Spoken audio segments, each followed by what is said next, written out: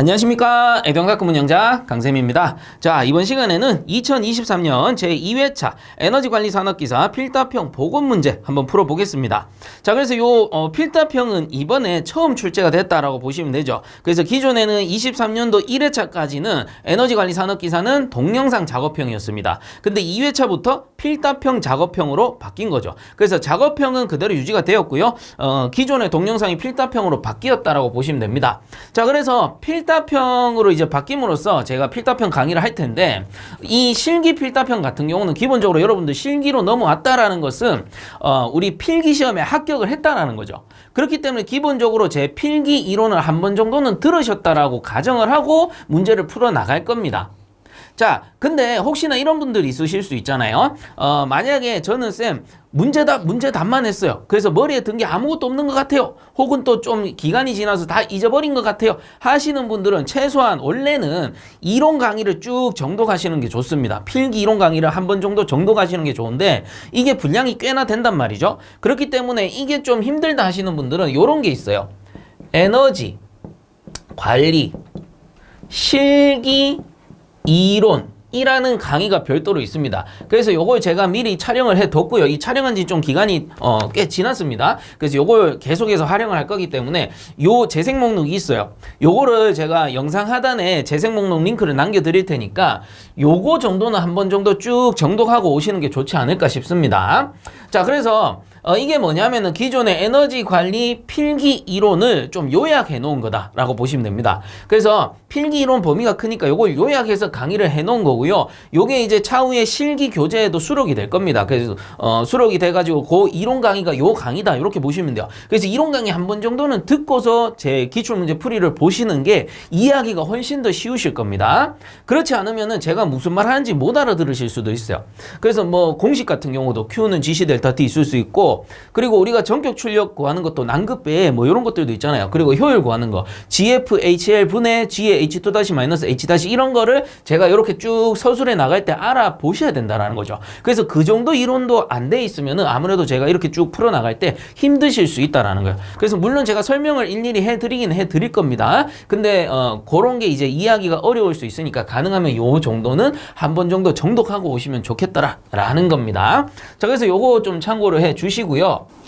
자, 그럼 이제 본격적으로 1번부터 한번 풀어보겠습니다. 자, 한번 보시면 조성이 탄소 80%, 수소 10%, 산소 3%, 황 2%, 기타 비연소물 5%인 중류를 연소하고자 할 때 발생되는 이론 배기가스량을 습연소가스량으로 구하시오라고 되어 있습니다. 단위는 노말 세제곱미터 per 킬로그램으로 되어 있고요.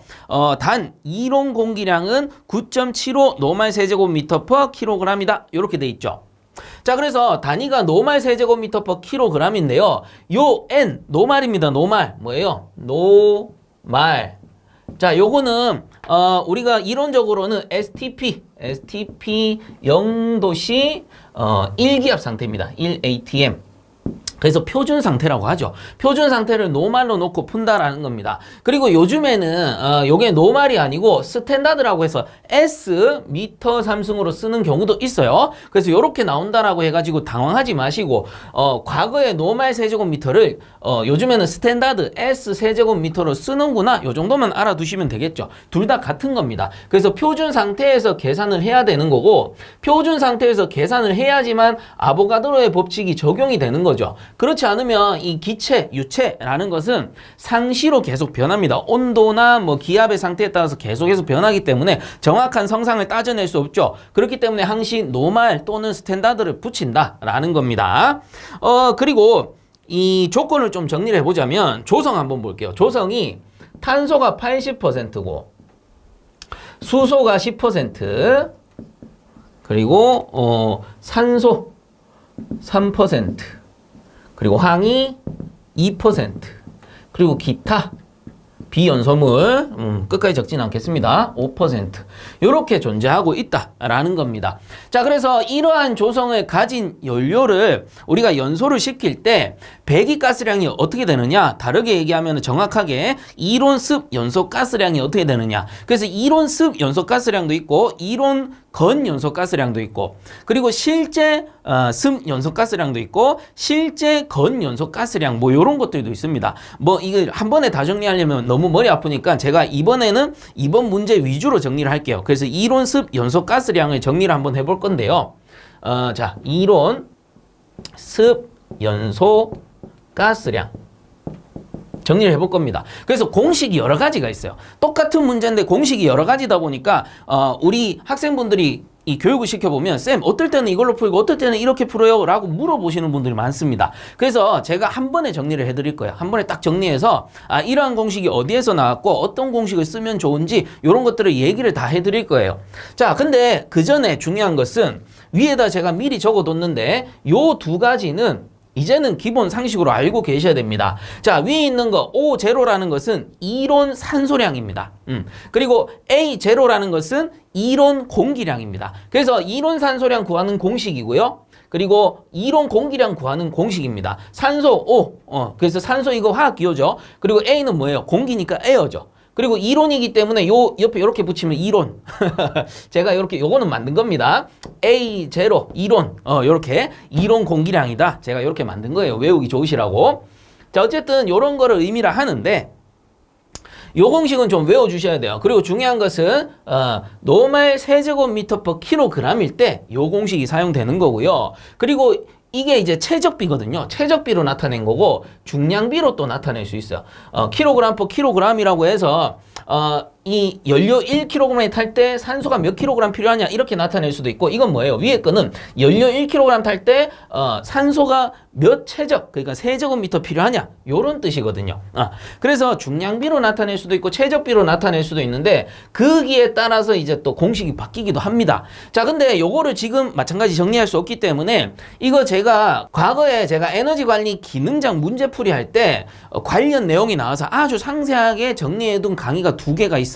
그거를 제가 지금 보시는 영상 밑에다 걸어 드릴게요. 그래서 화학 공식 정리 해가지고 1번, 2번 요렇게 해가지고 제가 링크 걸어 드릴 겁니다. 그래서 요거 강의 보시면 왜 공식이 이렇게 나오는지, 그리고 최적비로 나타냈을 때 이렇게 나오고 왜 또 중량비로 나왔을 때 이제 중량비 계산 공식도 있습니다. 거기 보시면 요렇게 되는지 정리를 해 뒀어요. 그래서 최적비에 따른 이론 산소량과 이론 공기량 요거 외워 두셔야 되고요.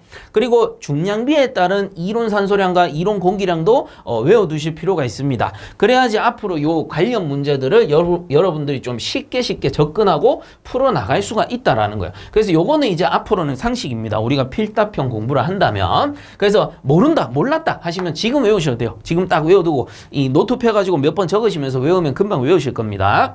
자, 그렇게 이제 됐다라고 치고요. 이제 이론 습 연소가스량을 구해볼 겁니다. 자, 이 공식은 어떻게 되느냐면 개념은 이렇게 정리하시면 돼요. 이론 습 연소가스량이란 것은 이론 공기 중 질소의 양입니다. 질소량과 자, 여기 N2죠. 자, 그리고 더하기 연소 생성 물질, 연소 생성 물질이라고 보시면 돼요. 그리고 만약에 연소 생성물 이외에 기타 뭐 생성물이 있다면 더해 주시면 됩니다. 기타 생성 물질 이렇게 더해 주시면 돼요. 자, 그래서 요거를 공식화한 게 뭐냐면은 이론 연소가스량 요걸 줄여가지고 GO. 자, 이론가스죠. 습이니까 W를 붙입니다. 워터에 W. 자, 이렇게 쓰고요. 이론 습 연소가스량 요렇게 쓰고요. 그 다음 이론 공기 중에 질소량은 어떻게 나타내느냐? 1 빼기 0.21에다가 A0를 곱합니다. 이게 뭐냐면은 이론 공기량이죠. 자, 근데 부피 조성 최적으로 할 때 부피 조성으로 할 때 어떻게 되느냐 하면은 이렇게 나눴을 때 질소와 산소가 자, 요게 이제 공기라고 칩시다. 공기라고 쳤을 때 질소의 양이 한 79% 정도 되고요. 산소의 양이 어떻게 되냐면 한 21% 정도 돼요. 그래서 이게 뭐냐? 우리가 부피비, 최적비로 했을 때 미터 삼성으로 나타냈을 때 요 정도의 비율을 가지고요. 그리고 중량비로 나타낼 수도 있는데, 자, 질소와 산소가 있다면 중량비로 했을 때는 어떻게 되냐? 76.8%, 얘는 0.23이니까 23.2% 요렇게 나타냅니다. 그래서 얘는 이제 킬로그램으로 나타낼 때죠.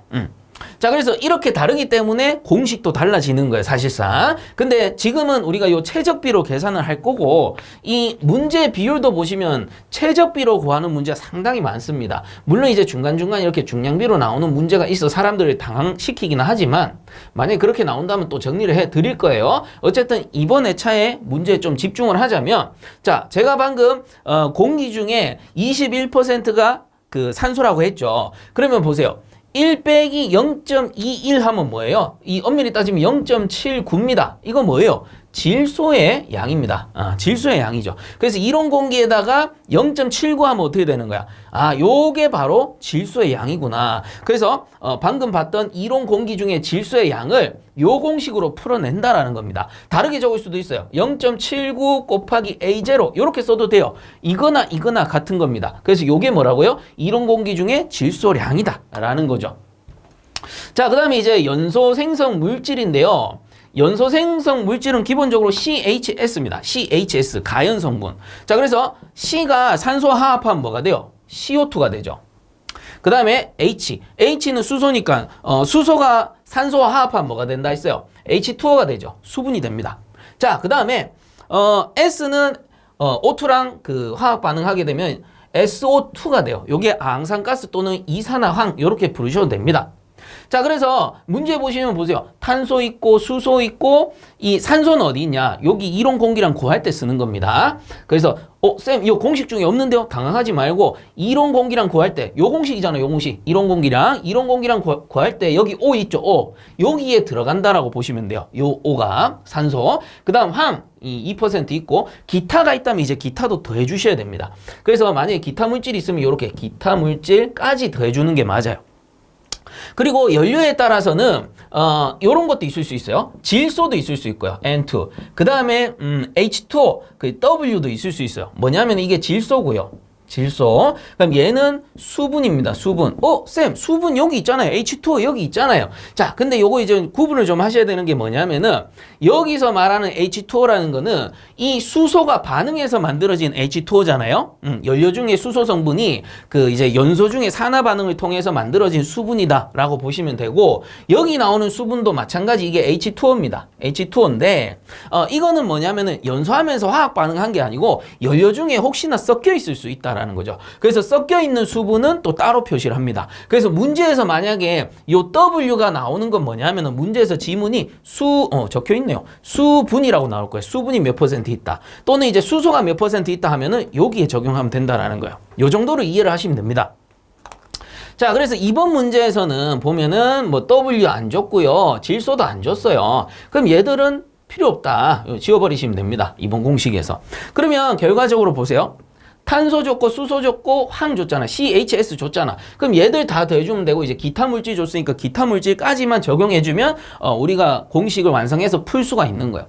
자, 그래서 어떻게 풉니까? 한번 풀어봅시다. 이번 문제는 정말로 친절한 게 뭐냐면은 이론 공기량을 줬어요. 이론 공기량 A0를 9.75라고 준 겁니다. 노말 세제곱미터 per 킬로그램이 돼요. 자, 그래서 이거 만약에 이론 공기량 안 주면 어떻게 되냐? 요 공식에 대입해서 푸셔야 돼요.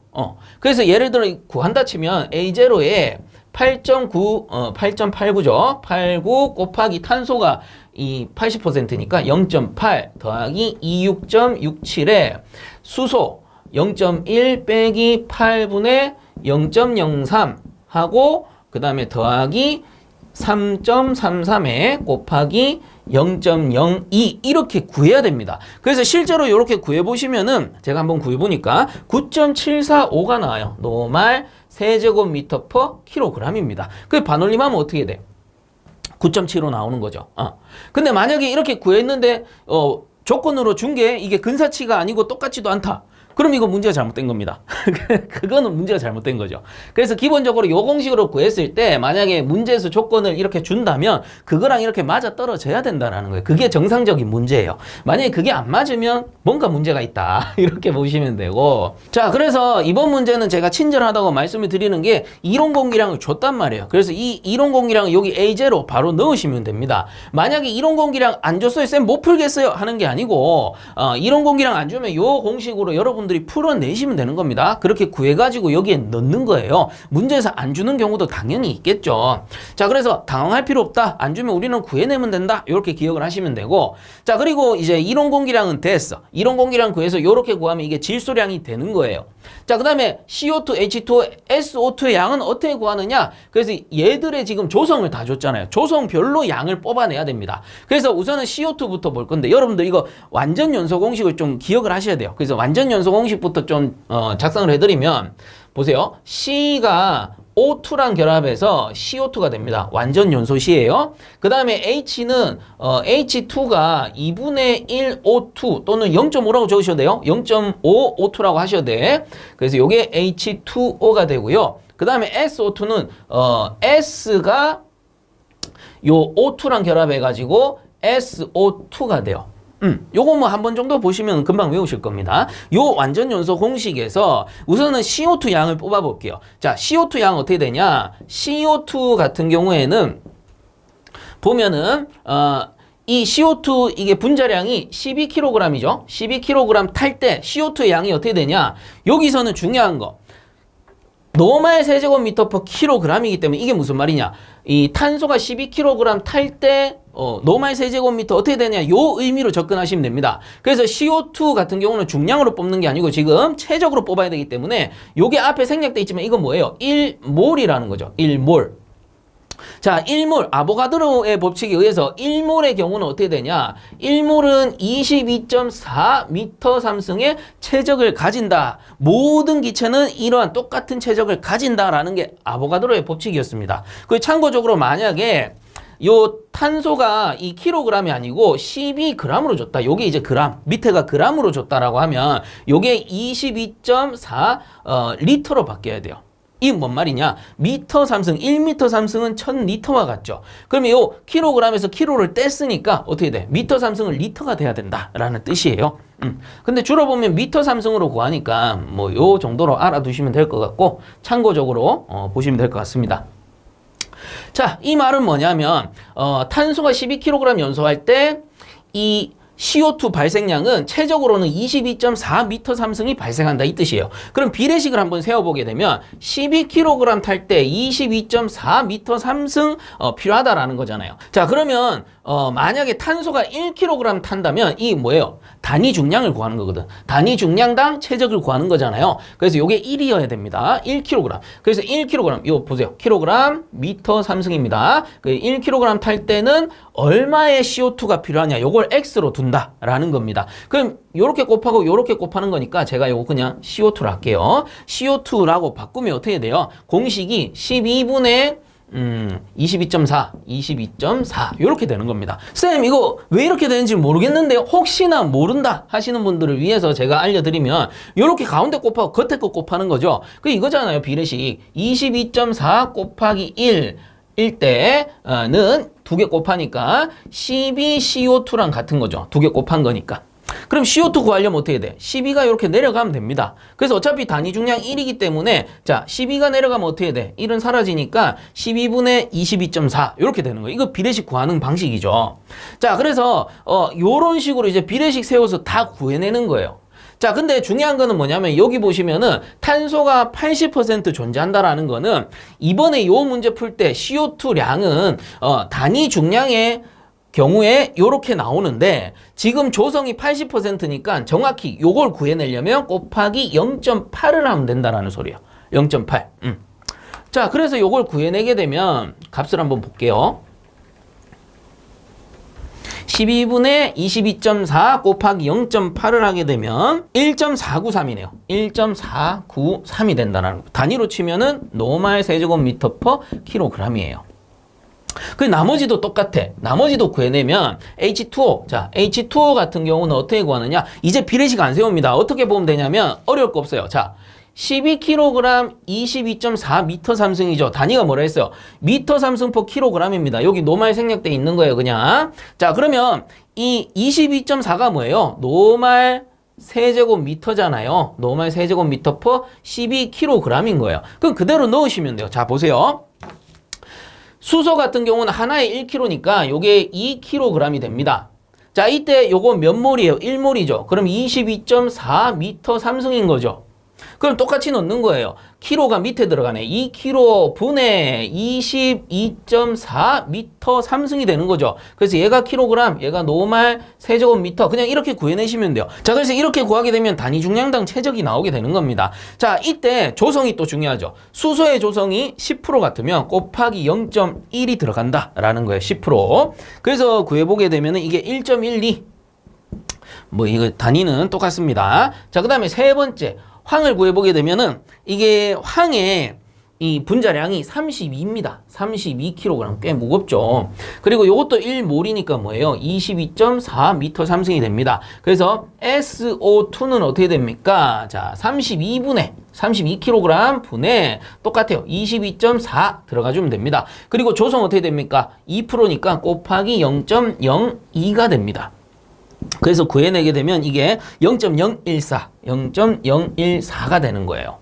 자, 그럼 다 구한 거예요. 자, CO2가 요만큼 되는 거고요. 그 다음 H2O의 양이 요만큼 되는 거고요. 이산화황의 양이 요만큼 된다. 이렇게 보시면 되는 거예요.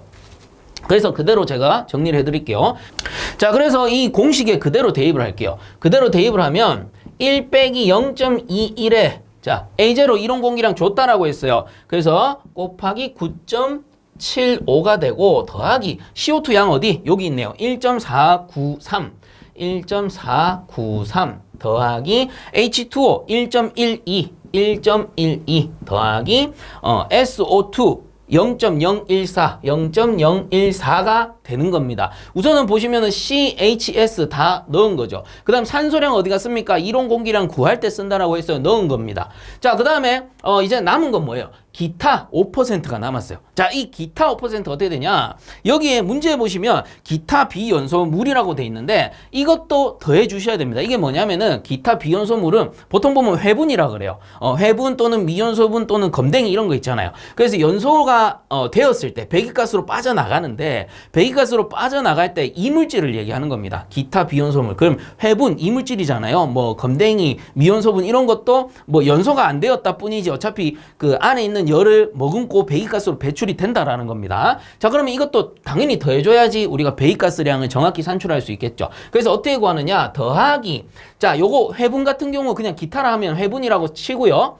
회분 같은 경우는 1kg으로 봅니다. 그냥. 그래서 이렇게 보면 돼요. 1kg 곱하기 5% 같으면 0.05가 된다라는 거예요. 그래서 그냥 0.05 더해주셔도 상관은 없습니다. 자, 이게 이제 기타 물질입니다. 기타 물질이 조건에 있다면 이렇게 주셔야 된다라는 거예요. 자, 그래서 이거 구해보게 되면은 10.379가 나오는데요. 우리 저 필답형 그 수험자 유의사항, 공통 수험자 유의사항이 있습니다. 그게 뭐냐면 예를 들어 소수점 이 셋째 자리 이상 넘어가게 되면 소수점 셋째 자리에서 반올림하여 나타내라 이렇게 얘기를 하거든요. 그래서 이렇게 반올림을 하게 되면 땡땡 해서 최종 답안은 10.38이 됩니다. 반올림을 했기 때문에. 그래서 노말 세제곱미터 퍼 킬로그램 이렇게 되겠죠. 그래서 이거 잘 기억하셔야 됩니다. 별말이 없다면 셋째 자리에서 반올림하여서 마무리를 하는 거고요. 예를 들어 문제에서 소수점 첫째 자리에서 반올림하여 정수로 나타내라 이런 지문이 있다. 그럼 거기에 따르셔야 된다라는 겁니다. 자, 그래서 이게 첫 번째 방식입니다. 제1방식이 되는 거예요. 1방식. 첫 번째 방식으로 풀면 이렇게 푸시면 돼요. 자, 그래서 요렇게도 풀 수 있고 이제 두 번째 방식 한번 알려드려 볼게요. 그래서 이게 제가 첫 번째 강의이기 때문에 필답형 첫 번째 강의이기 때문에 이걸 디테일하게 알려드립니다. 그래서 여러분들 한 번 정도만 들어보시고 이해를 하셨다면 이후에는 정말 쉬워지는 거예요. 자, 두 번째 공식은 뭐냐? 두 번째 공식 제가 쭉 적어드릴게요. 쭉 적어드리면 똑같아요. GOW는 1 빼기 0.21에 A0 자, 여기까지 똑같죠. 이게 질소량입니다. 더하기 1.867C 그 다음 더하기 11.2H 더하기 0.7S 더하기 기타 물질 있으면 기타 물질, 뭐 질소 있으면 질소, 수분 있으면 수분 이렇게 넣어주시면 돼요. 참고적으로 마저 적어드리면 질소 같은 경우는 0.8N이고 더하기 수분 같은 경우에는 1.24W로 씁니다. 참고적으로 보시면 돼요. 자, 이게 뭐냐면은 보세요. 1.867C라는 거는 우리가 앞에서 CO2 구했잖아요. CO2 구할 때 어떻게 했어? CO2량은 12kg니까 12kg 분에 22.4라고 했습니다. 여기에다 곱하기 뭐 했어요? 우리 0.8 했죠? 0.8. 그래가지고 구해낸 게 요 1.493입니다. 자, 이거를 요것만 계산해 보세요. 이거 없다 치고 계산하면 어떻게 되냐면 1.867 나옵니다. 1.867. 그래서 이게 뭐예요? 바로 요 녀석이다라는 거예요. 그래서 여기 뒤에다 C만 붙인 거예요. C는 뭐예요? 이 조성이니까 여기 80% 같으면 곱하기 0.8. 그럼 뭐야? 여기에다가 0.8 곱한 거랑 똑같다라는 거죠. 자, 그리고 H2O 같은 경우에는 어떻게 했냐? 2분의 22.4였죠. 그래서 요 값이 뭡니까? 당연히 요 11.2겠죠. 그 다음에 황은 뭐 SO2니까 요게 32분의 22.4였겠죠. 그래서 이렇게 하면은 뭐 0.7 이렇게 나오겠죠. 자, 질소는 어떻게 되냐면 N2입니다. 자, 요 N2 같은 경우에는 이 질소 분자 한 개가 14kg이에요. 그래서 14 더하기 14 하면은 28이죠. 그렇기 때문에 28분의 22.4에서 0.8 나온 거고요. 요거 수분이에요. H2O. 자, 2kg, 요게 16kg니까 16, 요게 18kg 되겠네요. 그래서 18분의 22.4니까 1.24. 요렇게 나온 겁니다. 자, 그래서 여러분들 공식 나는 외워서 풀려 하면은 요 2번 공식 쓰셔도 됩니다. 위에 거는 제가 하나하나 유도해서 CO2, H2O, SO2를 구했다면 여기 밑에는 미리 요것들을 정리를 해 놓은 겁니다. 정리를 해서 조성만 넣어서 풀 수 있게끔 만들어 놓은 거예요. 자, 그래서 그런 공식이구나 라고 보시면 되고요. 여기서 지워서 풀도록 하겠습니다. 자, 이번 문제는 뭐 질소 없고 수분 없으니까 요건 지워버리고요. 자, 그 다음 넣도록 하겠습니다. 넣게 되면은 1 빼기 0.21이고요. 자, A0가 9.75 더하기 1.867 곱하기 C니까 0.8 더하기 11.2 H니까 10%네요. 곱하기 0.1 더하기 0.7 S니까 2% 곱하기 0.02%. 그 다음에 더하기 기타 물질입니다. 앞에랑 똑같겠죠. 1kg라 가정하고 곱하기 0.05 하게 됩니다. 자, 이렇게 계산해도 똑같은 답 나올 겁니다. 그래서 제가 계산을 미리 해봤는데 요 녀석이 보자. 10.380 나와요. 그래서 반올림, 세 번째 자리에서 반올림 하게 되면은 땡땡 10.38 노말 세제곱미터 퍼 킬로그램 똑같이 나오는 거죠. 자, 요런 식으로 쓰인다. 위에 거나 밑에 거나 같은 거죠. 그래서 둘 다 습 연소 가스량을 구하는 겁니다. 근데 간혹 보면 건배기 가스량 구하세요. 이런 문제도 있단 말이에요. 그래서 건배기 가스량이라고 해가지고 당황해하지 마시고 그냥 하나밖에 없습니다. 건이기 때문에 뭐예요? 수분이 없다라는 뜻이거든요. 그래서 H2O 요것만 지워버리면 됩니다. 그럼 여기서 보게 되면 H2O 요거 없애버리면 돼요. 그 밑에서도 수소랑 화합해서 H2O 나오니까 수소 요거 지우면 돼요. 요거 지우면은 건배기 가스량입니다. 그래서 요거 지워서 구해보시고 요거 지워서 구해보시면 두 개가 답이 같을 거예요. 그러면 그거는 건배기 가스량이 되는 거예요. 자, 요렇게 이제 두 가지 방식을 알아봤고요. 그 다음에 이제 세 번째 방식이 있습니다. 세 번째 방식. 자, 요거 지우고 알려드릴게요. 자, 세 번째 방식인데요. 세 번째 방식은 두 번째 그 방식 공식에서 유도를 좀 해낸 공식이다라고 보시면 돼요. 그래서 어떤 식으로 유도를 했느냐 하면은 자, GOW죠. GOW는 1 빼기 0.21을 어떻게 나타냈냐? 자, 요렇게 해가지고 1.867C 더하기 5.6 에다가 요게 H고 더하기 0.7S 빼기 0.75 에다가 나누기 요게 0.21 해가지고요. 여기에다 곱하기 0.79를 합니다. 야, 이거 도대체 뭐고? 벌써부터 머리가 아프죠. 자, 이건 뭐냐면 위에 거는 이론 산소량 구하는 공식이에요. 자, 여기 있죠, 위에. 이론 산소량 구하는 공식. 쌤, 생겨먹은 모양이 좀 다른데요? 자, 요거 보세요. 5.6 여기에다가 넣으면은 5.6H죠. 그리고 5.6 여기에다 넣으면은 8분의 5.6 해가지고 5는 살아있으니까 0.75가 됩니다. 산소 마이너스 0.75 여기 마이너스 붙었으니까. 그래서 여러분들 각각 넣어가지고 한번 계산해보세요. 그럼 요게 나와요. 자, 그래서 요 위에 있는 게 이론 산소량인데 이론 산소량에다가 0.21을 나누면 뭐가 되냐? 이론 공기량이 된다라고 했어요. 왜? 이론 공기량은 결과적으로 아니지. 이론 산소량은 결과적으로 전체 이론 공기량에다가 곱하기 0.21 한 거랑 똑같죠. 앞에서 말했잖아요. 여기에 21%가 뭐라고 했어요? 산소량이다. 그럼 요게 공기량이라면 이론 산소량은 뭐예요? 이론 공기에다 곱하기 0.21 하면은 이론 산소량 나오는 거죠. 그러면은 이론 공기량을 구하게 되면 얘가 내려가니까 0.21분의 5 제로가 된다라는 거예요. 그게 바로 요 공식입니다. 앞에 있는 거. 자, 여기에다 곱하기 0.79 하면 어떻게 돼?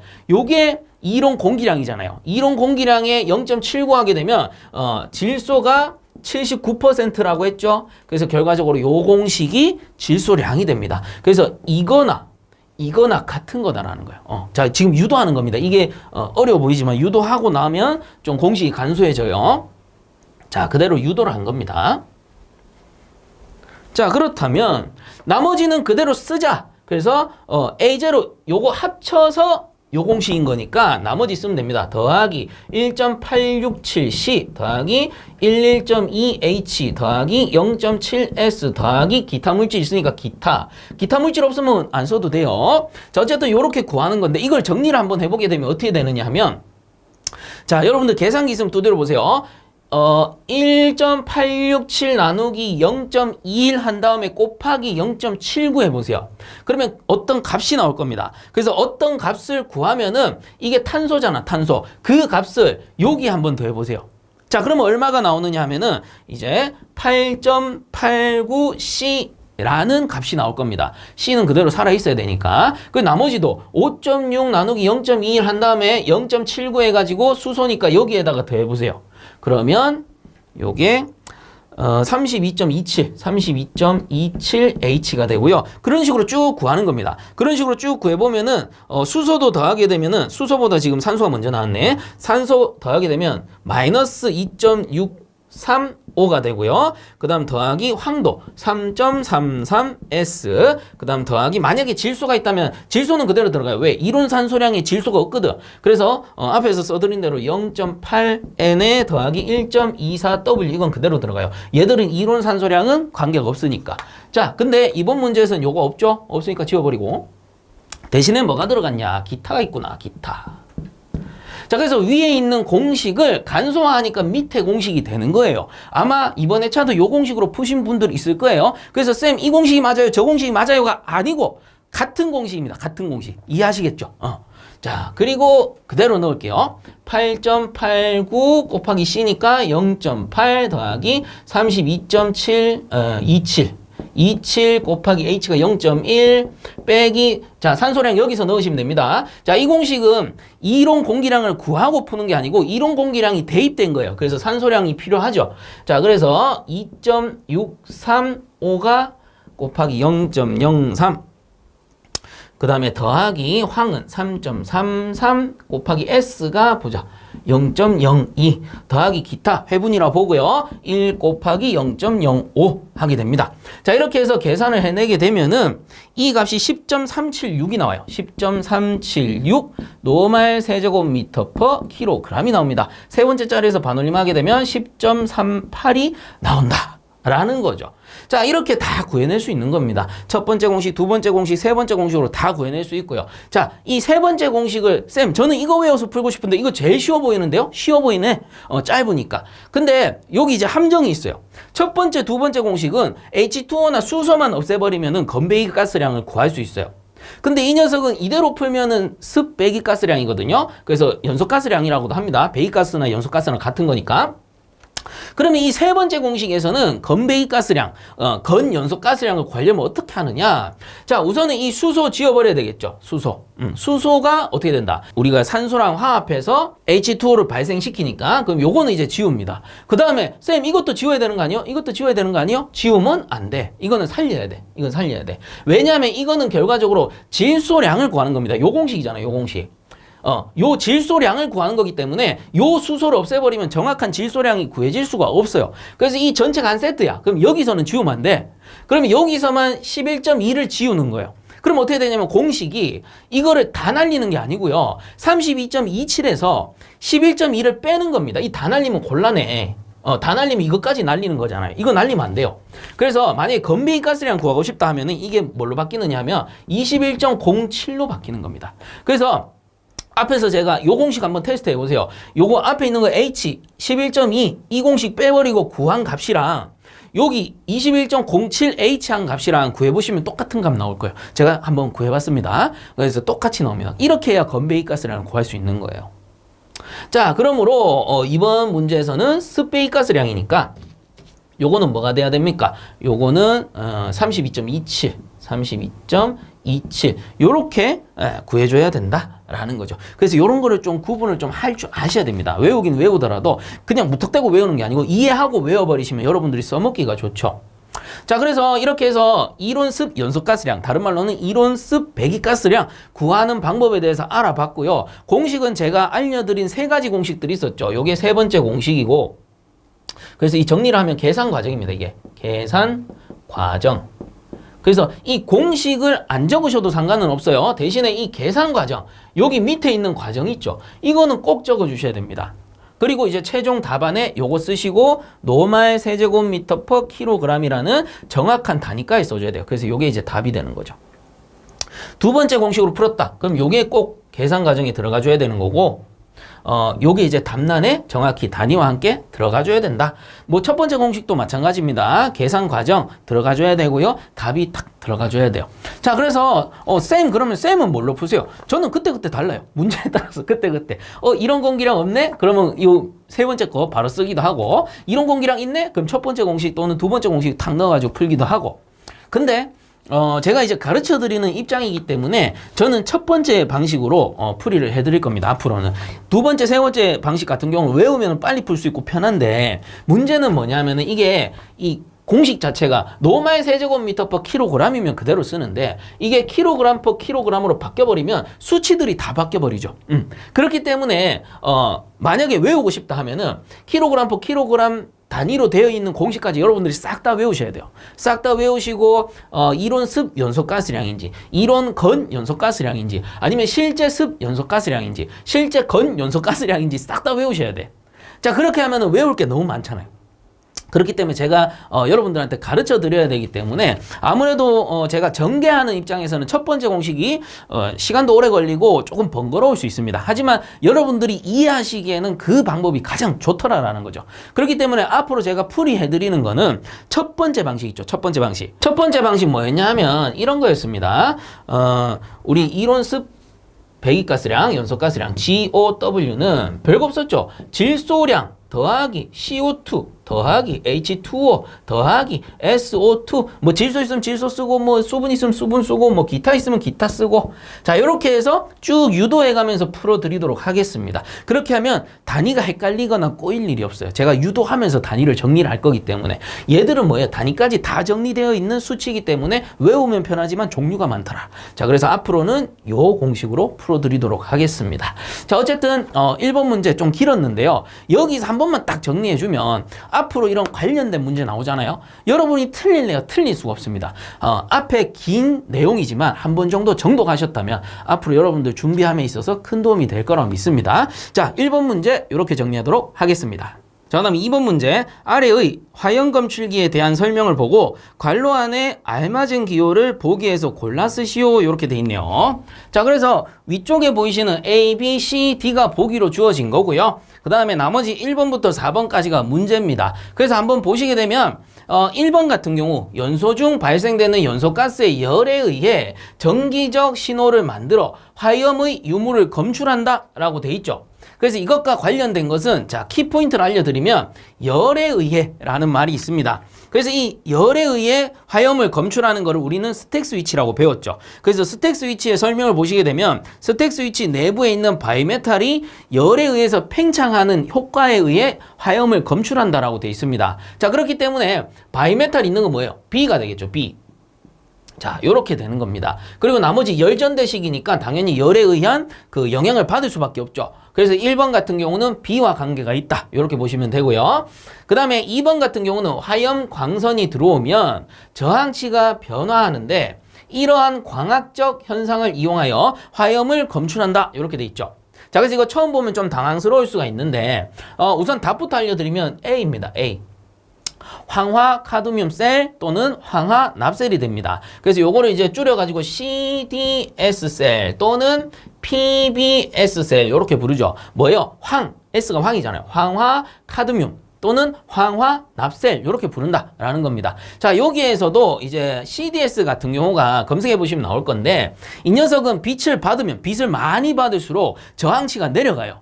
그리고 반대로 빛이 점점 줄어들수록 저항치가 올라가게 됩니다. 자, 이게 뭐예요? 저항치가 변화하게 되는데 이러한 광학적 현상, 저항치가 올라가고 내려가는 거, 광학적 현상을 이용하여 화염을 검출하게 된다. 이거 뭐냐? 황화 카드뮴셀 또는 황화 납셀을 의미한다라는 겁니다. 그래서 A가 되는 거고요. 그 다음 세 번째 문제. 화염의 광선이 닿으면 금속으로부터 광전자가 방출하는 광전 효과에 의해 화염을 검출한다. 그냥 요거는 외워주시는 게 가장 편합니다. 뭐냐면은 적외선 광전관 또는 자외선 광전관이에요. 그래서 요거의 C. 그래서 화염의 광선이 닿으면 금속으로부터 광전자가 방출하여 그 광전 효과에 의해서 광전자가 방출하고 광전 효과에 의해 이 화염을 검출한다라고 하면은 적외선 또는 자외선 광전관식을 얘기하는구나. 이렇게 알아두시면 되고요. 그다음 네 번째, 보일러 버너의 로드 전극에 교류 전압을 가하여 화염의 도전 현상. 자, 도전 현상이 키 포인트고요. 이로 인해 화염을 검출한다. 근데 이 4번 같은 경우는 사실상 이 힌트 말고도 결정적인 증거가 있습니다. 뭐예요? 로드. 로드 뭐예요? 로드 막대기잖아요. 막대기는 뭐야? 플레임 로드밖에 없죠. 자, 그래서 보일러 버너의 로드라는 것은 플레임 로드를 이미 설치했고 그 플레임 로드를 로드라고 부르는 겁니다. 그래서 로드가 전극이잖아요. 이 막대기 전극이 흐르는 거잖아요. 자, 그래서 이 로드가 문제에 따라서는 그냥 로드라고 적혀 있을 수도 있고 문제에 따라서는 그랜드 로드라고 나올 수도 있습니다. 어쨌든 키포인트 제가 알려드렸어요. 그래서 이런 게 나오면 플레임 로드인 거예요. 자, 그래서 이 전극에 교류 전압을 가하여 화염의 도전 현상, 이거 뭘까요? 전기 전도 현상이죠. 그래서 우리가 이론에서 배우기는 전기 전도성을 이용하여 우리가 화염을 검출한다. 그럼 뭐 있습니까? 플레임 로드였죠. 그래서 요거는 D가 된다라는 겁니다. 자, 그래서 처음 출제되어 많이 생소하실 수 있는데 자, 요렇게 정리를 하셔서 기억을 좀 해주시면 좋을 것 같아요. 그래서 문제의 답은 순서대로 B, A, C, D가 되겠습니다. 요거를 이제 답란에 적으시면 되는 거예요. 자, 2번 문제 요렇게 정리하도록 하겠습니다. 자, 그 다음 3번 문제. 배관을 지지할 목적으로 사용되는 행거의 종류 3가지를 쓰시오. 이렇게 돼 있네요. 자, 그래서 행거라는 게 뭡니까? 행거라는 거는 실이 이렇게 있으면 요 실 위에다가 이렇게 해가지고 배관을 걸어주는 지지물을 행거라고 합니다. 행거. 그래서 우리 옷걸이 생각하시면 돼요. 옷걸이 행거라고 하잖아요. 위에서 건다 이런 뜻이거든요. 그래서 배관을 위에 천장에 걸어서 지지해주는 장치 행거고 종류로는 리지드 스프링 콘스탄트가 있어요. 그래서 리지드 행거가 있고 그 다음에 스프링 행거가 있고 그 다음에 콘스탄트 행거가 있어요. 콘스탄트 행거. 자, 요런 게 있는데 우선은 리지드 행거가 가장 기본적인 형태입니다. 그래서 이게 아이빔 형태로 생겨가지고 요렇게 해서 가운데 턴버클이라는 게 요렇게 연결이 돼요. 그래서 처음에 턴버클에서 요거 이제 쪼였다 풀었다 하면서 높이 조정을 해가지고 설치를 하는 형태. 요게 바로 리지드 행거고, 그 다음 스프링 행거는 뭐겠어요? 요렇게 있으면 가운데 스프링이 요렇게 설치되어 있다라는 거죠. 그러면, 행거가 이렇게 쭈르륵 설치가 된다면, 이때 어느 한쪽에 부하가 걸려, 무게가 무거워서 어느 한쪽이 처진다. 그럼 스프링이 어느 정도 흡수를 해줄 수 있는 거겠죠. 그 다음 콘스탄트 행거라는 거는 행거가 요렇게 있으면, 가운데 콘스탄트라는 장치가 별도로 설치됩니다. 그래서 콘스탄트 안에는 높이 표시 기능도 있고 스프링도 여러 가지 있어서 스프링 그 행거의 역할도 하면서 높이 표시도 같이 해주겠죠. 그래서 콘스탄트라는 별도의 장치를 설치했기 때문에 콘스탄트 행거라고 부르는 겁니다. 그래서 답은 이미 나왔습니다. 리지드 스프링 콘스탄트 행거가 되는 거고요. 3가지를 쓴다면. 자, 그리고 문제에서 행거가 아니고 서포트가 나올 수도 있어요. 서포트는 이렇게 해가지고 행거 친구인데 서포트는 바닥에서 이렇게 위로 떠받들어서 지지하는 장치를 얘기합니다. 이런 거를 서포트 해주는 거죠. 밑에서 이렇게 받들어 주는 겁니다. 그래서 서포트도 비슷한데 자, 보시면 요거는 이제 행거였고요. 서포트 제가 밑에 적어 드릴게요. 서포트는 리지드 똑같죠? 리지드 서포트. 자, 그리고 파이프슈 그리고 롤러 서포트, 스프링, 서포트. 어때요? 리지드하고 스프링은 어쩐지 감이 오시죠? 그래서 서포트인데 리지드가 일단은 기본 형식이다 생각하시면 돼요. 그래서 리지드 같은 경우는 바닥이 이렇게 있으면 이렇게 떠받들어서 뭐 T자도 있고 Y자도 있습니다. 그럼 배관을 이렇게 떠받들어 주는 형태입니다. 그냥 직선, 아이빔 생각하시면 돼요. 이렇게 떠받들어 준다. 그 다음에 파이프 슈라는 거는 슈라는 게 신발입니다. 우리 슈즈라고 하잖아요. 그래서 파이프 모양으로 이렇게 생긴 신발이 있어요. 신발. 요 신발을 만들어다가 배관을 이렇게 끼우는 형태입니다. 그래서 배관이 신는 신발이다. 파이프 슈 이렇게 보시면 되고 롤러 서포트라는 거는 이렇게 롤러가 있어요. 이런 식으로 롤러 정면을 제가 그려드릴게요. 이렇게 해가지고 이런 식으로 연결되어 있으면 이 롤러가 돌아가요. 그러면 이거를 요게 정면이고 제가 측면으로 돌려보잖아요. 그럼 얘가 어떻게 생겼냐? 롤러가 이렇게 생겼습니다. 그래서 이런 롤러를 여러 개 설치하는 거예요. 이렇게 여러 개 설치하면 배관을 위에다 이렇게 놓게 되면 이 축 방향으로 움직일 수가 있겠죠. 그래서 이렇게 걸어두게 되면 배관이 이런 식으로 보인다라는 거지. 이 정면에서 보면 이렇게 보인다라는 거예요. 그래서 이게 바로 롤러 서포트가 되고 스프링 서포트는 바닥이 이렇게 있으면 요렇게 해가지고 요렇게 생겼는데 안쪽에 스프링이 이렇게 들어있어요. 그 스프링에 의해서 중량을 지지할 수가 있겠죠. 그래서 얘들이 서포트의 종류입니다. 이렇게 같이 알아두시면 좋을 것 같아요. 자, 그 외에도 이제 문제 나올 수 있는 게 리스트레인트. 이거는 뭐냐면 열팽창에 의한 배관을 구속하는 장치로 이 필기 문제에서 상당히 자주 나왔죠. 크게 세 가지: 앵커, 스토퍼, 가이드가 있었습니다.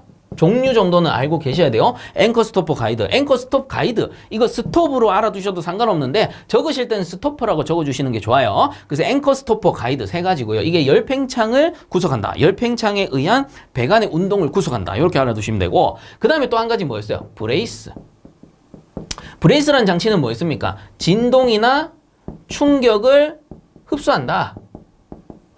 일종의 완충기다. 이렇게 배웠었죠. 그래서 행거, 서포트, 리스트레인트, 브레이스 이 녀석들의 종류 정도는 기본적으로 알고 계시면 좋겠습니다. 필답형에 나올 가능성이 높기 때문에. 자, 어쨌든 3번 문제에서는 행거의 종류를 물어봤기 때문에 리지드 행거, 스프링 행거, 콘스탄트 행거. 자, 요렇게 정리하도록 하겠습니다.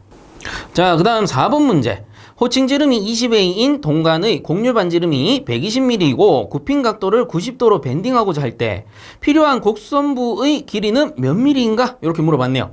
그래서 곡선부 또는 곡간부 길이 또는 굽힌부 길이 이렇게 보시면 되는데, 자, 구하는 공식 어렵지 않죠? 뭐 있습니까? L은 2πr 곱하기 360분의 세타 이렇게 구하시면 됩니다. 자, R은 반지름이고요. 세타는 각도였죠. 그래서 그대로 넣게 되면 자, L은 2 곱하기 파이 또는 3.14 하셔도 되고요. 어차피 계산기로 계산할 거니까 파이 넣으시면 됩니다. 곱하기, 자, 반지름, 곡률 반지름이 120mm, 120mm랍니다. mm를 넣으면 답이 mm로 나오는 거예요. 그럼 곱하기 360분의 세타, 각도는 90도로 한대요. 자, 그래서 90 이렇게 넣습니다. 그래서 구해보게 되면은 요 값이 188.495가 나오네요. 188.495 인데, 자, 소수점 셋째 자리 넘어가게 되면은 셋째 자리에서 반올림한다 했죠. 그래서 이렇게 반올림을 하게 되면 땡땡 188. 요거 넘어가니까 50 이렇게 되겠습니다. 자, 그래서 요거 이제 미리 이렇게 되겠고요. 자, 그래서 요렇게 풀이를 하시면 우리 답란 쓰실 때는 요거 이제 계산 과정에 들어가 주면 되죠. 계산 과정에 요거 다 쓰시고, 이거 공식은 안 들어가도 상관이 없습니다. 그 답란에다가 좀 귀찮더라도 요거 한 번 더 써주셔야 되죠. 188.50 mm 이렇게 써주셔야 됩니다. 그래서 위에 게 계산 과정, 밑에 게 답. 요렇게 정확하게 써주세요. 자, 그리고 이 공식을 한번 이해를 시켜 드려보자면 이 배관을 굽힘한 겁니다. 밴딩한 거죠. 그래서 밴딩을 하게 되면 90도 밴딩하면 예를 들어 요런 식으로 밴딩했다 칩시다. 요렇게 이쁘게 밴딩했다 칠게요. 그러면 이 곡률 반경을 어디서 뽑느냐 하면은, 자, 굽혀지기 시작하는 지점과 마지막 부분. 그래서 여기서부터 이제 쭉 그냥 나가는 거예요. 직관이 나가는 거예요. 이런 식으로 직관이 나가는 거예요. 자, 나간다 치고, 그러면 우리가 구한 거, 요 L이라는 게 뭐냐면 여기 시작점부터 마지막 점이 있죠. 요 부분의 길이를 L이라고 한다라는 겁니다. 자, 그래서 그럼 이 공식은 도대체 어디서 나왔습니까? 자, 보세요. 요거를 요렇게 당기고 요렇게 한번 당겨 봅시다. 그러면 여기 이제 중심점이 생길 거고, 이게 뭐가 되겠어요? 반지름이 되죠. 반지름. 왜? 이거를 연장해서 이렇게 그리게 되면 원이잖아, 원. 그러면 요 중심점에서 여기까지가 원의 반지름이 되는 겁니다. 그래서 요게 이제 공식상 쓰면은 스몰 r이 되는 거죠.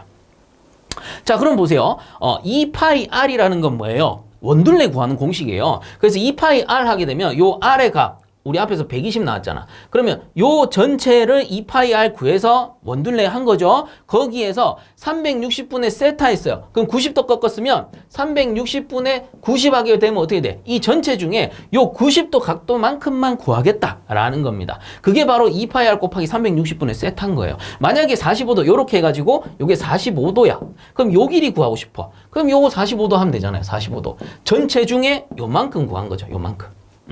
그 의미의 공식인 겁니다. 그래서 공식을 무턱대고 외우는 게 아니고 한번 이해해 보시면 이게 안 외워질 수가 없어요. 안 외워질 수가 없어. 그리고 참고적으로 요거 알아두셔야 돼요. 2파이 r은 자 여기 정리해 드릴게. 요거 살짝 지우고요. 혹시나 다들 아실 건데 혹시나 해서 제가 한 번씩 까먹기 때문에 정리하는 거예요. 자, 그래서 원둘레가 있어요. 원둘레. 원둘레 구하는 공식 2파이 r입니다. 근데 여러분들 알아두셔야 되는 게 요 r이라는 걸 다르게 쓸 수 있어요. 뭐예요? 2분의 d로 쓸 수 있어요. 뭐냐면은 이 지름의 반이잖아요. 반지름은. 그래서 요거를 2분의 d로 바꿔보면 2파이 곱하기 2분의 d가 되는 거예요. 자, r이나 2분의 d나 같은 겁니다. 그래서 2가 날아가기 때문에 이거 다시 쓰면 어떻게 돼? 파이 d가 돼요. 그래서 반지름으로 나타내면 원둘레는 2파이 r이 되는 거고요. 지름으로 구하게 되면 파이 d로 구하는 겁니다. 그래서 뭐 둘 중에 여러분들 편한 거 구하시면 돼요. 그래서 저는 뭐 어쨌든 이번 공식에서는 요게 편하기 때문에 요걸 쓴 거고, 이것도 있죠. 원의 면적도 있습니다. 원의 면적. 자, 원의 면적 구하는 공식은 파이 r 제곱이죠. 파이 r 제곱. 자, 그래서 이거를 또 이 r이라는 거를 2분의 d로 바꿀 수 있잖아요. 그래서 파이에 자 이렇게 해서 2분의 d의 제곱을 하게 됩니다. 그럼 어떻게 되냐? 요거 2 제곱하면 2, 4, d의 제곱이죠. 그래서 뭐가 되냐면 4분의 파이 d의 제곱이 된다. 익숙하죠? 그래서 이 공식을 이렇게 바꾼 것 뿐이에요. 이거 다른 거 아니고 이거 다른 거 아니에요. 혹시나 요 헷갈려들 하실까봐 한번 정리를 하는 겁니다. 그래서 만약에 좀 헷갈린다, 모를 수는 없어요. 모를 수는 없는데 헷갈린다. 헷갈리면 한 번 정도 적어서 정리를 해주시기 바랍니다. 그래서 여러분들이 몰라서 알려드리는 게 아니고 헷갈릴 수 있으니까. 자, 그래서 이번 문제 4번 정리하도록 하겠습니다. 자, 그다음 5번 문제. 1시간에 20도씨의 물 600kg을 열교환기에 의해 80도씨 온수로 만들 때 0.2MPa 증기를 생산하는 열교환기의 전열 면적은 얼마인가? 몇 제곱미터인가? 이렇게 물어봤네요. 단 물과 증기의 대수 평균 온도 차는 80도씨이다. 그래서 뭐 현열 562 kJ/kg, 잠열 216 kJ/kg, 비열 4.184 kJ/kg 도시. 그다음에 열 전달 개수 2511 kJ/m자승/hr 도시. 이렇게 줬네요. 자, 그래서 이런 문제 처음에 감이 안 잡힌다 하시면은 조건을 정리하는 습관을 기르는 게 좋습니다. 자, 그래서 무슨 말이냐? 1시간당 물 600kg이잖아요. 그럼 요거 G입니다. 600kg/h가 되겠죠. 자, 그리고 온도가 20도씨에서 80도씨로 가열을 했네요. 자, 그럼 이건 뭐냐면은 델타 T가 될 겁니다. 그래서 델타 T는 80에서 20도씨까지 가열한 거예요. 자, 도시. 자, 그 다음에 또 뭐가 있냐? 대수 평균 온도차 줬네요. 대수 평균 온도차는 LMTD가 되죠. 요거 뭐 줄여서는 TM 요렇게 적으셔도 됩니다. 그래서 평균 온도라고 해서. 그래서 요 녀석이 지금 80도씨 준 거예요.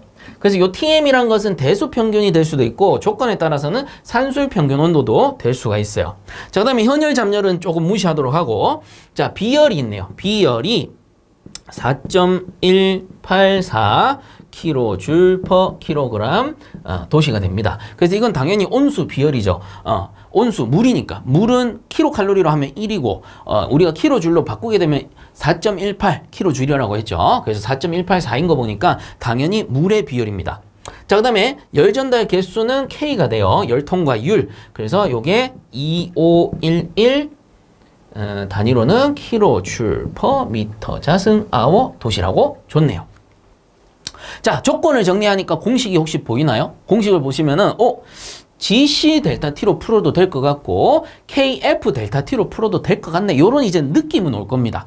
자, 그래서 요걸 조금 더 명확하게 정리를 해 드리자면 자, 보세요. 어떤 물탱크가 있는 거예요. 물탱크가 있을 때 여기 안에 물을 채웠어요. 물을 채웠을 때 이게 원래 온도가 20도씨였습니다. 그 양은 얼마가 되는 거야? 양은 600kg이다 이 뜻이에요. 600kg/h. 자, 20도씨짜리 물이죠. 20도씨짜리 물을 가열을 할 건데 어떻게 가열할 거냐? 자, 여기에다가 보일러를 탁 설치를 합니다. 그래서 보일러에서 증기를 보내요. 발생된 증기를 이렇게 보내는 거예요. 이렇게 해서 열교환을 시켜요. 그럼 요 빨간색 코일이 열교환기다. 그냥 단순히 그렇게 생각하세요. 여기 이제 증기를 보내어서 20도씨짜리 물을 가열해가지고 어떻게 80도씨로 만들었다 라는 겁니다. 자, 그러면 봐요. 물탱크 안에 온수가 존재하죠. 온수. 그리고 이 보일러에 증기가 존재합니다. 그러면 온수의 열량 Q1이라고 치고 증기의 열량을 Q2라고 칩시다. 그럼 봐요. 온수는 증기에서 열을 받았죠. 그래서 이런 거를 온수의 취득 열량이라 그래. 그게 Q1인 거예요. 그 다음에 증기는 뭐예요? 온수의 열을 뺏겼잖아요. 그러면 이거는 뭐야? 열교환기 내부의 증기의 열량이라 그러는 거예요. 그래서 열교환기, 요 빨간 게 열교환기라며. 그래서 열교환기 내에서 증기가 열량을 잃었으니까 이게 열교환기 내부 증기의 열량 Q2다라는 겁니다. 그럼 열 손실이 없다면 얘랑 같아야 된다라는 거죠. 자, 그래서 공식을 만들면 Q1은 Q2랑 같다라는 소리예요. 자, 이때 Q1은 어떻게 구해? Q1은 봐요. G 델타 T 있잖아요. 그리고 물이니까 C 있잖아요. 그래서 G는 GC 델타 T로 푸시는 거고요. Q2는 뭐냐면은 자, Q2는 K 이제 열교환기 면적이니까 F가 있겠죠. KF 델타 T로 푸는 겁니다. 자, 그래서 KF 델타 T 자, M 요렇게 적어 드릴게요. 구분을 위해서. 얘는 단순히 요 온도의 온도차, 이제 가열된 온도의 차고, 요 TM이라는 것은 뭐냐면 요 물탱크 안의 온도랑 이 증기가 여기 들어가고 나갈 때 온도가 있겠죠. 뭐 여기는 표시가 안 돼 있습니다. 이번 문제의 조건으로 준 게 아니에요. 근데 실제로 있었을 때 요 온도랑 평균 놓은 거예요. 그게 뭐냐?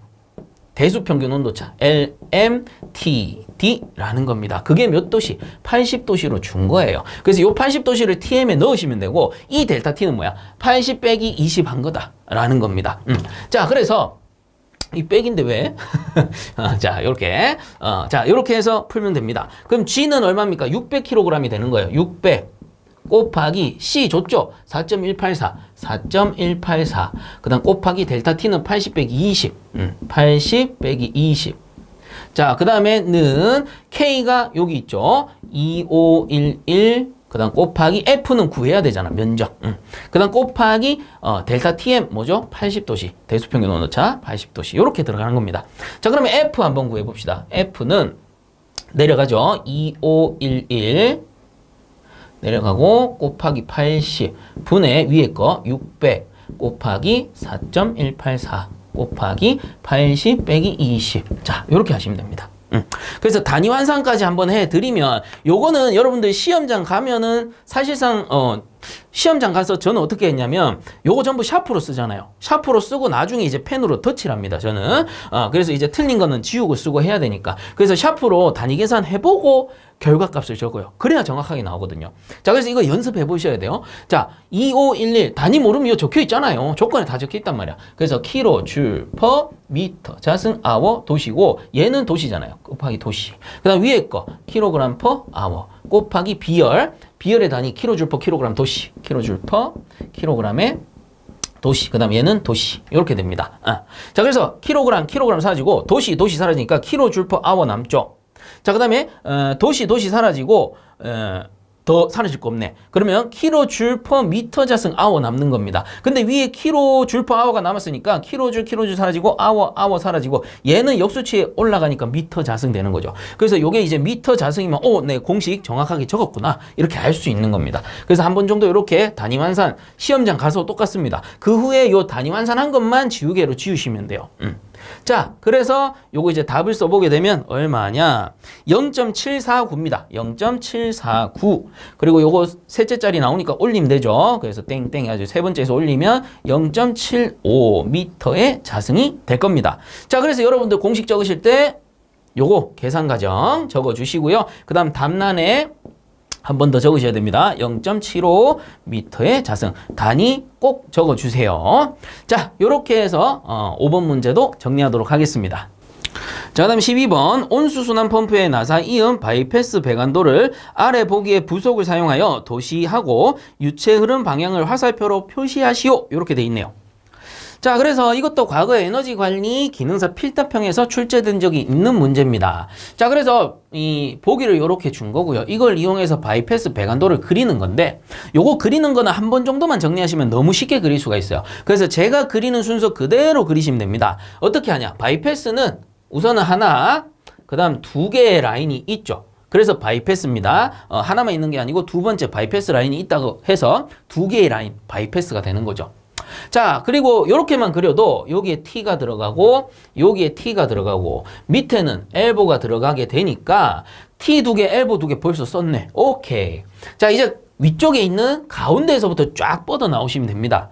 자, 그래서 유체 흐름 방향을 표시하면 저는 좌측에서 우측으로 표시를 할 거예요.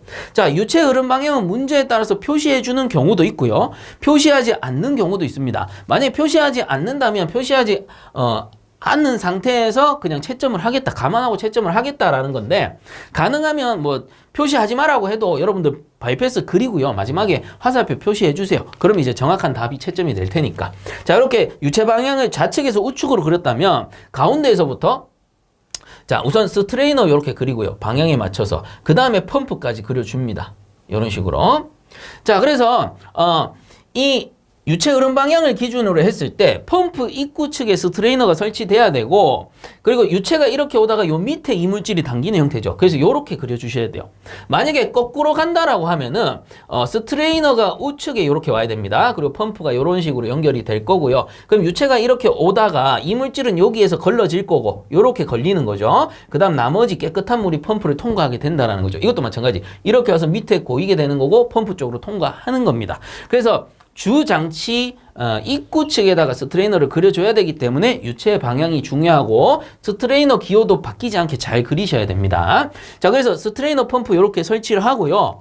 얘들 두 개는 항상 짝꿍이다 생각하세요. 그래서 펌프가 고장났을 때 떼어내서 수리하잖아요. 그러면 떼어낼 때 스트레이너도 같이 떼어내는 겁니다. 그래야지 펌프 수리하면서 스트레이너 청소를 하던가 새 걸로 교환을 해주죠. 펌프는 갈았는데 이거 막혔어. 그럼 곤란하잖아요. 그래서 얘들 두 개는 뗄 때도 같이, 붙일 때도 같이기 때문에 세트로 이렇게 표시를 해주고요. 그 다음에 수리를 위해서는 떼야 되니까 양단에다가 유니온을 이렇게 설치를 해줍니다. 그러면 이 유니온을 풀면 이게 이제 빠져나오겠죠. 그리고 유니온을 빼기 전에 양단을 잠궈야 되겠죠. 그래서 위쪽 라인에는 게이트 밸브가 이렇게 양단에 설치가 됩니다.